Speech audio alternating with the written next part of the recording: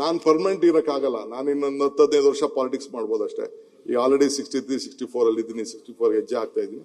ಇನ್ನು 10-15 ವರ್ಷಕ್ಕೆ ನಾವು ರಾಜಕಾರಣ ಇಲ್ಲ 17 ವರ್ಷ 18 ವರ್ಷ 20 ವರ್ಷ ನಾವು 75-26 ಕ್ಲೋಸ್ ಆಗ್ಬೋದು. ನಮ್ಮ ಪೊಲಿಟಿಕಲ್ ಏಜ್ ಫ್ಯಾಕ್ಟರ್ ಮತ್ತೊಂದೆಲ್ಲ ನಮ್ಗೆಲ್ಲ ಬರ್ಬೋದು. ಬಟ್ ಸಿಗ್ದಂತ ಸಂದರ್ಭದಲ್ಲಿ ನಾನು ಏನಾದ್ರು ಒಂದ್ ನಿಮಿಷ ಪ್ಲೀಸ್, ನಾ ಏನಾದ್ರು ಒಂದು ಕಾಂಟ್ರಿಬ್ಯೂಟ್ ಮಾಡೋಗ್ಬೇಕು ಅನ್ನೋ ದೃಷ್ಟಿಯಿಂದ ನಾನು ಒಂದು ಪ್ರಯತ್ನ ಮಾಡ್ತಾ ಇದ್ದೀನಿ. ಬಟ್ ನಾನು ಒಬ್ಬನೇ ಮಾಡೋಕ್ಕಾಗಲ್ಲ. ಗೌರ್ಮೆಂಟ್ ಜೊತೆಗೆ ನೀವೆಲ್ಲ ನಿಮ್ಮ ವ್ಯಾಲ್ಯೂಬಲ್ ಸಜೆಷನ್ ಕೊಡಬೇಕು ಈ ಡೆಮೋಕ್ರೆಟಿಕ್ ಸೆಟಪ್ ಅಲ್ಲಿ ಅಂತೇಳಿ ನಾನು ಆಲೋಚನೆ ಮಾಡಿಕೊಂಡು ಅನೇಕ ಕಾರ್ಯಕ್ರಮಗಳನ್ನ ಇವತ್ತು ರೂಪಿಸ್ಕೊಂಡು ನಾವು ಬರ್ತಾ ಇದ್ದೇವೆ. ಸೊ ಹಂಗೆ ಹೈದರಾಬಾದ್ ಜೊತೆ ಕಾಂಪೀಟ್ ಮಾಡೋಂಥ ಪ್ರಶ್ನೆ, ಹೈದರಾಬಾದ್ಗೂ ನಮಗೂ ನಾವು ಎಲ್ಲೆಲ್ಲೋ ಇದ್ದೀವಿ. ಅಶ್ವತ್ಥ ಸಿ ಅಧ್ಯಕ್ಷರೇ, ದಿ ಟಾಪ್ ರಿಚ್ ಯಾರು ಇದ್ದಾರೆ ಇವತ್ತು? ಇರಾನ್ ಇದೆಯಲ್ಲ, ಒಂದ್ ಕಾಲದಲ್ಲಿ ಎಲ್ಲ ಇರಾನ್ ಹುಡುಗರುಗಳೆಲ್ಲ ಇಲ್ಲೇ ಓದ್ತಾ ಇದ್ರು.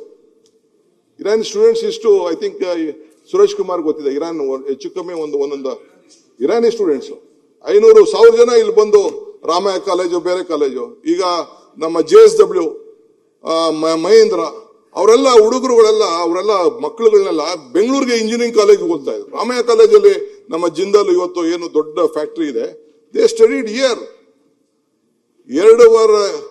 ಇಲ್ಲಿ 250 ಇಂಜಿನಿಯರಿಂಗ್ ಕಾಲೇಜಸ್ ಇದೆ, 70 ಮೆಡಿಕಲ್ ಕಾಲೇಜಸ್.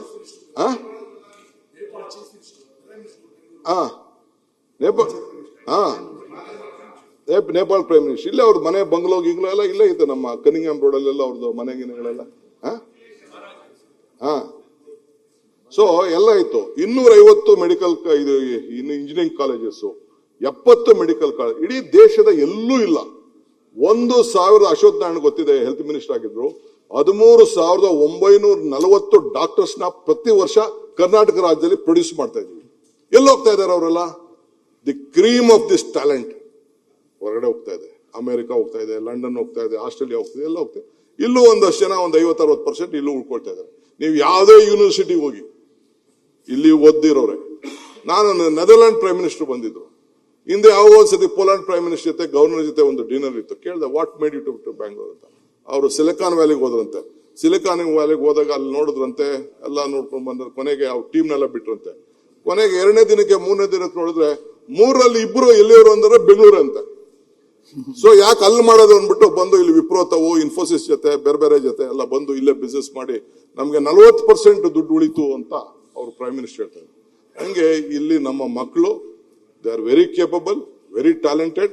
ಅವ್ರು ಹೇಳ್ದಂಗೆ ಅವತ್ತಿನ ಕಾಲದಲ್ಲಿ ಇನ್ಕ್ಲೂಡಿಂಗ್ ಈಗ ಮೊನ್ನೆ ಜಡ್ಜಸ್ ಎಲ್ಲ ಇಲ್ಲಿಗೆ ಬಂದಿದ್ರು. ನ್ಯಾಷನಲ್ ಲಾ ಸ್ಕೂಲ್ ಇಲ್ಲೇ ಫಸ್ಟ್ ನ್ಯಾಷನಲ್ ಲಾ ಸ್ಕೂಲ್ ಆಯ್ತು. ಇಸ್ರೋ ಯಾಕೆ ಇಲ್ಲೇ ಆಯ್ತು? ಇಲ್ಲೇ ನಿಮಾನ್ಸ್ ಯಾಕಾಯ್ತು? ಇಲ್ಲೇ HMT ಯಾಕಾಯ್ತು? ಇಲ್ಲೇ ITI ಯಾಕಾಯ್ತು? ಬೇರೆಲ್ಲೂ ಒಂದೊಂದು ಪಾರ್ಟಿ ಇತ್ತು. ಬಟ್ ಇಲ್ಲಿ ಆವತ್ತಿನ ಕಾಲದಲ್ಲಿ ನಮ್ಮ ದಿನೇಶ್ ಅವ್ರು ಹೇಳ್ದಂಗೆ the basic foundation of industrial revolution POCs ನಡೆದಿದ್ದು ಇಲ್ಲಿ. ಸೊ ಅದರಿಂದ ಇವತ್ತು ಬೆಂಗಳೂರು ಎಲ್ಲ ಬೆಳ್ಕೊಂಡು ಬಂದಿದೆ. ಇದನ್ನ ನಾವು ಕಾಪಾಡ್ಕೊಂಡು ಹೋಗ್ಬೇಕು ಅನ್ನೋದು ನನ್ನ ಆಸೆ ಅಷ್ಟೇ. ಇದನ್ನ ಏನಾರು ಮಾಡಿ ನಾವು ಕಾಪಾಡ್ಕೊಂಡು ಹೋಗ್ಬೇಕು ಅಂತ. ಅದಕ್ಕೆ ಈ ಟ್ರಾಫಿಕ್ ವಿಚಾರದಲ್ಲಿ ನಾನು ಆಲೋಚನೆ ಮಾಡಿ ಅವ್ರು ಹೇಳ್ದಂಗೆ ಫಸ್ಟ್ ನಮ್ದು ಬರೀ 8% ಮಾತ್ರ ನಮ್ಗೆ ರೋಡ್ನ ವೈಡ್ನಿಂಗ್ ಮಾಡಬೇಕು, ಒಡೆದಾಕ್ಬೇಕು. ಈಗ ಹೊಸ ಕಾಂಪನ್ಸೇಷನ್ ಬಂದ್ಬಿಡ್ತು 2013 1:2 ಕೊಡಬೇಕು.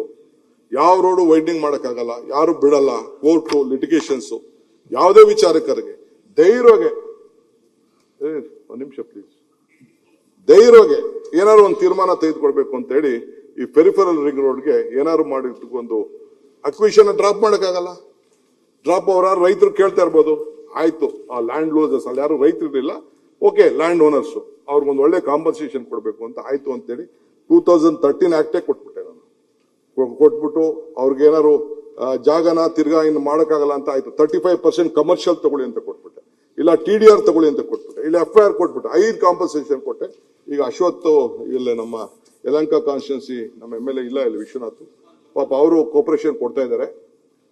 ಫಸ್ಟ್ ಫೇಸ್ಗೆ ಈಗ ಆಲೇಜ್ ಸುಮಾರು ಹೆಚ್ಚು ಕಮ್ಮಿ 80% ಲ್ಯಾಂಡ್ ಅಕ್ವಿಷನ್ ಎಲ್ಲ ಕೂಡ ಒಪ್ಕೊಂಡಿದ್ದಾರೆ. ಇನ್ನೇನು ಟೆಂಡರ್ ಕರಿತೀವಿ. ಆ ಬಿಸ್ನೆಸ್ ಬ್ಯಾಂಗ್ಳೂರ್ ಬಿಸ್ನೆಸ್ ಕಾರಿಡಾರ್ ಅಂತ ಹೆಸರಿಟ್ಟಿದ್ದೀನಿ. ಬಹುಶಃ ಆಗ ಇಲ್ಲಿಂದ ಇದನ್ನ ನೆಲಮಂಗಲ ರೋಡ್ ಇಂದ ಏನು ಇಂಟರ್ನ್ಯಾಷನಲ್ ಎಕ್ಸಿಬಿಷನ್ ಸೆಂಟರ್ ಇದೆ ಅಲ್ಲಿಂದ ಎಲೆಕ್ಟ್ರಾನಿಕ್ ಸಿಟಿವರೆಗೂ ಆ ರೋಡ್ ಆಗೋಯ್ತು ಅಂತಂದ್ರೆ ಅರ್ಧ ಟ್ರಾಫಿಕ್ ಸ್ವಲ್ಪ ಕಡಿಮೆ ಆಗ್ತದೆ. ಪಾಪ ಐ ಶುಡ್ ಥ್ಯಾಂಕ್ ದಿ ಹುಡ್ಕೋ. ಒಂದೇ ದಿನಕ್ಕೆ ಪಾಪ ಮಾತಾಡಿದ ತಕ್ಷಣ ಇದು ಅವಶ್ಯಕತೆ ಇದೆ ಅಂತೇಳಿ 26,000 ಕೋಟಿ ರೂಪಾಯಿ ಲೋನ್ ಕೊಟ್ಟಿದ್ದಾರೆ. ಬಹುಶಃ ಅಷ್ಟಾಗದೇ ಇರ್ಬೋದು, ಯಾಕೆಂದ್ರೆ ನಾವು ಕೊಟ್ಟಿರುವಂತ ಪ್ರಕಾರ ಎಲ್ಲರೂ ಕೂಡ ಲ್ಯಾಂಡ್ ಕೇಳ್ತಾ ಇದ್ದಾರೆ, ಬೇರೆ ಕೇಳ್ತಾ ಇದ್ದಾರೆ, ಕಡಿಮೆ ಆಗ್ಬೋದು ಅಂತ ಕಾಣ್ತದೆ. ಸೊ ಅದನ್ನು ಕೂಡ ಅದನ್ನ ಈಗಾಗಲೇ ಕೆಲಸನ ನಾವು ತೆಗೆದುಕೊಂಡಿದ್ವಿ. ಇದಾದ್ಮೇಲೆ ಏನಾಗಬೇಕು, ಬೇರೆ ಸಿಟಿ ಒಳಗಡೆ ಈ ರೋಡ್ ಅಗಲ ಮಾಡೋಕ್ಕಾಗಲ್ಲ. It is not possible. ಹೊಡೆದಾಕಲ್ಲ ಬಿಲ್ಡಿಂಗು ಎಲ್ಲ ಹೈ ಕಾಸ್ಟ್ಲಿ. ಎಲ್ಲೇ ನೀವು ಹೋಗಿ ಜಯನಗರ್ಗೆ ಹೋಗಿ, ದಾಸರಳ್ಳಿಗೆ ಹೋಗಿ, ಎಲ್ಲೇ ಹೋಗಿ, ನೀವು ಬೊಮ್ಮನಹಳ್ಳಿಗೆ ಹೋಗಿ, ಎಲ್ಲೇ ಹೋಗಿ, ಮೇನ್ ರೋಡ್ಗೆ 20,000 ರೂಪಾಯಿ ಕಡಿಮೆ ಇಲ್ಲ. 15,000 20,000 ರೂಪಾಯಿ. It is not possible. 20,000 ರೂಪಾಯಿಗಾದ್ರೆ ಒಂದು ಅಡಿ ತೆಗೆದ್ರೆ 40,000 ಕೊಡ್ಬೇಕು. It is not possible. ಅದಕ್ಕೆ ತೀರ್ಮಾನ ಮಾಡಿ ನಾನು ಹೋದೆ, ನಿತಿನ್ ಗಡ್ಕರಿ ಸಾಹೇಬ್ರ ಹತ್ರ ಮಾತಾಡಿದೆ, ಪ್ರೈಮ್ ಮಿನಿಸ್ಟರ್ ಹೋಗಿ ರಿಕ್ವೆಸ್ಟ್ ಮಾಡ್ಕೊಂಡೆ. ಬೇಕಾದಷ್ಟು ನಾನು ಲೀಡರ್ಸ್ ನಾನೆಲ್ಲ ಹೆಸರುಗಳೆಲ್ಲ ಇಲ್ಲಿ ತೆಗಿಯಕ್ಕೆ ನಂಗೆ ಇಷ್ಟ ಇಲ್ಲ, ಬಟ್ ಎಲ್ಲ ರಿಕ್ವೆಸ್ಟ್ ಮಾಡ್ತಿದ್ದೆ. Only solution was tunnel. ಆ ಟನಲ್ ಹೋಗ್ತಾ ಇದೀವಿ. ಇರ್ಲಿ, ಕೆಲವ್ರದ್ದು ಏನೇನೋ ಸಜೆಷನ್ ಇದೆ, ನಾನೇನು ತಲೆ ಕೆಡ್ಸ್ಕೊಳಕ್ ಹೋಗುದಿಲ್ಲ. ಸೊ ಬೇರೆ ರಾಜ್ಯದಲ್ಲೂ ಈಗ ಬಾಂಬೆಲಿ 6-7 ಟನಲ್ಗಳು ಮಾಡ್ತಾ ಇದ್ದಾರೆ, ನಮ್ಮಲ್ಲೂ ಕೂಡ ನಾವು ಮಾಡ್ತಾ ಇದ್ವಿ. ಸೊ ಹಂಗೆ ದಿ ಒನ್ಲಿ ಸೊಲ್ಯೂಷನ್ ವಾಸ್ ಒಂದು ವೈಡ್ನಿಂಗ್ ಮಾಡಬೇಕು, ಇಲ್ಲ ಹೊಸ ರೋಡ್ ಮಾಡಬೇಕು, ಇಲ್ಲ ಎಲಿವೇಟೆಡ್ ಕಾರಿಡಾರ್ ಮಾಡಬೇಕು, ಇಲ್ಲ ಟನಲ್ ಮಾಡಬೇಕು. ಇದು ಬಿಟ್ರೆ ಬೇರೆ ಏನು ಇಲ್ಲ. ಅಕ್ವಿಷನ್ ಮಾಡೋಣ ಅಂತ ಹೋದ್ರೆ 24,000 ಕೋಟಿ ರೂಪಾಯಿ ಬರೀ ಅಕ್ವಿಷನ್ಗೆ ವೈಡ್ನಿಂಗ್ ಬೇಕು. ಎಷ್ಟು ಲಿಟಿಗೇಷನ್ ಆಗ್ತದೋ ನನಗೆ ಗೊತ್ತಿಲ್ಲ. ಸೊ ಅದಕ್ಕೆ ವಿತೌಟ್ ಅಕ್ವಿಷನ್ ಏನೋ ಸ್ವಲ್ಪ ಒಂದು 2,000 ಕೋಟಿ ರೂಪಾಯಿ ಆಗ್ತದೆ ಕೆಲವು ಪಾಯಿಂಟ್ಗಳಲ್ಲಿ ಅಕ್ವಿಷನ್ಸ್. ಮಿಕ್ಕಿದ ಈಗ 17,000 ಕೋಟಿ. ಬೇರೆ ನಮ್ಮ ಬೇರೆ ರಾಜ್ಯಗಳಲ್ಲಿ ಆಗಿರುವಂತ ಟೆಂಡರ್ಗೂ ನಮಗೂ there is lot of difference. ಇಲ್ಲಿ ನಾವು ಸುಮಾರು 700-800 ಕೋಟಿ ರೂಪಾಯಿಗೆ 1 ಕಿಲೋಮೀಟರ್ ಆವರೇಜ್ ಇಟ್ಟಿದ್ವಿ. ಅಲ್ಲೆಲ್ಲ 13,300 ಕೋಟಿ ರೂಪಾಯಿ, ಆಮೇಲೆ 1,300 ಕೋಟಿ ರೂಪಾಯಿ ಅಲ್ಲಿದೆ. ಸೊ ಹಂಗೆ ಅದಕ್ಕೊಂದು ಪ್ರಯತ್ನ ಮಾಡ್ತಾ ಇದೀವಿ. ಅದು ಟೆಂಡರ್ ಎಲ್ಲ ಆಗಿದೆ. ಸೊ ಇದೆಲ್ಲ ಆದ್ಮೇಲೆ ಈ ರೀತಿ ಕೆಲವು ಮೇಜರ್ ಡಿಸಿಷನ್ಸ್ ನ ಇವತ್ತು ನಾನು ತೆಗೆದುಕೊಂಡಿದ್ದೇನೆ ಅಧ್ಯಕ್ಷೆ. ಇಲ್ಲಿ ಒಂದು ಕಾರ್ಪೊರೇಷನ್ಗೆ ಒಂದು ಹೊಸ ಪವರ್ಸ್ ಅನ್ನ ಕೊಟ್ಟು ಡೆಲಿಗೇಟ್ ಮಾಡಿ 5 ಕಾರ್ಪೊರೇಷನ್ ಅವ್ರ ಜೊತೆ ಈಗಾಗಲೇ ಅವರೆಲ್ಲ ಸಂಪರ್ಕದಲ್ಲಿದ್ದಾರೆ.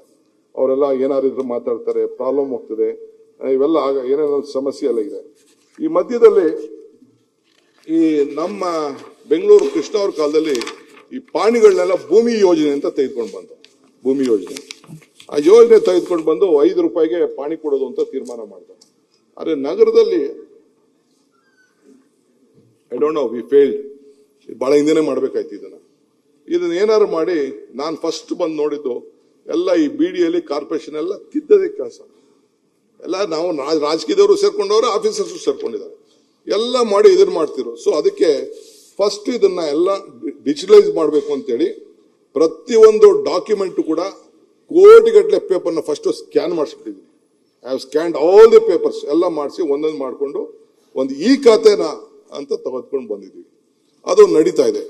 ನಮ್ದು ನೋಡ್ಬಿಟ್ಟು ಈಗ ಇದರಲ್ಲಿ ಟ್ಯಾಕ್ಸ್ ಲೀಕೇಜ್ ಬಗ್ಗೆ ಮತ್ತೊಂದೆಲ್ಲ ಮಾಡಿ ಒಂದು ಟ್ರಾನ್ಸ್ಪರೆನ್ಸಿ ಮಾಡಬೇಕು ಅಂತೇಳಿ, ಈ ಫ್ರಾಡ್ಗಳಾಗ್ತಿರೋದನ್ನ ನಿಲ್ಲಿಸಬೇಕು ಅಂತೇಳಿ ಒಂದು ಹೊಸ ಒಂದು ಆಧಾರ್ ಕಾರ್ಡ್ಗೆ ಲಿಂಕ್ ಮಾಡಿಬಿಟ್ಟು, ಸೊ ಪ್ರತಿ ಪ್ರಾಪರ್ಟಿ ಓನರ್ಗೂ ಕೂಡ ಅವ್ರದ್ದೊಂದು ಫೋಟೋ, ಅವ್ರದೇ ಬಿಲ್ಡಿಂಗು, ಅವ್ರದೇ ಇದು. ಸದ್ಯಕ್ಕೆ ಈಗ ನಾನು ಟೀಕೆ ಮಾಡ್ತಾ ಇದ್ದಾರೆ, ಮಾಡ್ಲಿ, ನೋ ಪ್ರಾಬ್ಲಮ್. ಟೀಕೆ ಮಾಡೋದು ತಪ್ಪಲ್ಲ, ತಪ್ಪಿದ್ರೆ ನಾವು ತಿದ್ಕೊಳ್ಳೋಣ. ಬಟ್ ಇದು ಮುಂದಕ್ಕೆ ಇದು ಅರ್ಥ ಆಗ್ತದೆ. ಪ್ರತಿಯೊಬ್ಬ ಆಸ್ತಿ ಮಾಲೀಕ ಕೂಡ ಅವನ ನಂಬರ್ ಹಾಕೊಂಡ್ರೆ ಅವನ ಆಸ್ತಿ, ಫೋಟೋ, ಮತ್ತೊಂದು ಎಲ್ಲ ನಿಮ್ ಬಿಲ್ಡಿಂಗು ಎಲ್ಲ ಕಂಪ್ಲೀಟ್ ಬರೋಂತ ಒಂದು ವ್ಯವಸ್ಥೆನ ಇವತ್ತು ಮಾಡಿದ್ವಿ. ನ್ಯೂಸ್ ಫಸ್ಟ್, ನಿರ್ಭೀತಿಯಿಂದ ನಿಮ್ಮ ಪರವಾಗಿ.